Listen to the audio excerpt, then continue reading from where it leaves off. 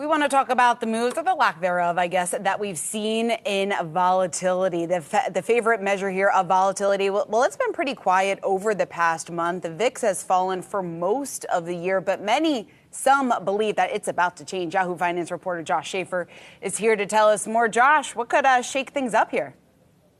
Yeah, Sean, I mean, there's really quite a few things that could shake things up, right? So you take a look at that VIX chart, you see that it's been largely unchanged for the last couple months.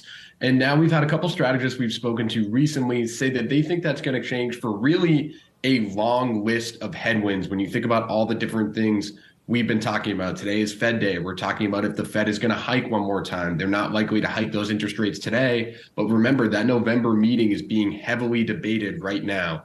And so that's something that we're watching. And then when you think about other headwinds, we've been talking a lot about the auto workers strike, the union strike happening there. We've been talking a lot about oil prices.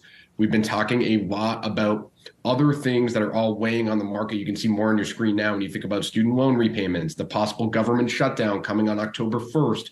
So a lot of these things, what strategists say, take, for instance, the United Auto Workers strike. Economists don't believe that that would be a massive headwind for the economy and for growth. But when you compile that with student loan repayments, when you compile that with a potential government shutdown and people paying more for gas out of pocket, you can see how this all starts to add up and really kind of have a compounding effect. And that's what people are starting to be worried about and really predicting a little bit of choppiness in the near term here, not necessarily in the long term. I thought Keith Werner over at Truist put, for instance, the government shutdown in great perspective. He said, in the long run, government shutdowns come and go, right? We don't normally see a lot of impact on the stock market in the long run, but in the short term, it almost always provides at least a little bit of choppiness. So we're just thinking, a little bit of chop, but maybe that boat ride gets a little bit smoother once we get out of the fall here, maybe out of October. Josh, what are some of the reasons that investors or even some of the portfolio managers out there are pointing for in terms of positivity in the market?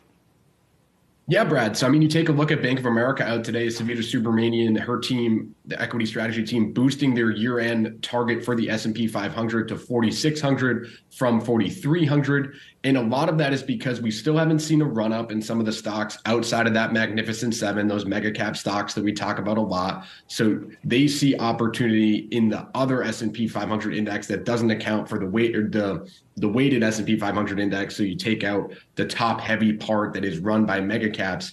They see opportunity there. Bank of America also still doesn't see a recession, right? So when you think about the base case here, if you're thinking the economy is still going to be strong, then that means corporate profits could still be strong. Bank of America thinks that corporate profit, the trough in profits, was actually last quarter, the earnings season we just had, and we're going to see an increase in Q3. Well, what's one of the number one drivers for stocks? It's profits and earnings, right? So that would be beneficial for stocks when you think about it that way. So there's sort of two sides here. And I think really what the market's trying to figure out, Julian Emanuel over Evercore put this great, is good news right now, or good news, bad news in terms of stocks? And a lot of that has to do with what we hear later today from Jerome Powell and how the Fed is thinking. Is a strong economy a good thing because we're headed for a soft landing, or is a strong economy too strong? And that means the Fed needs to hike again.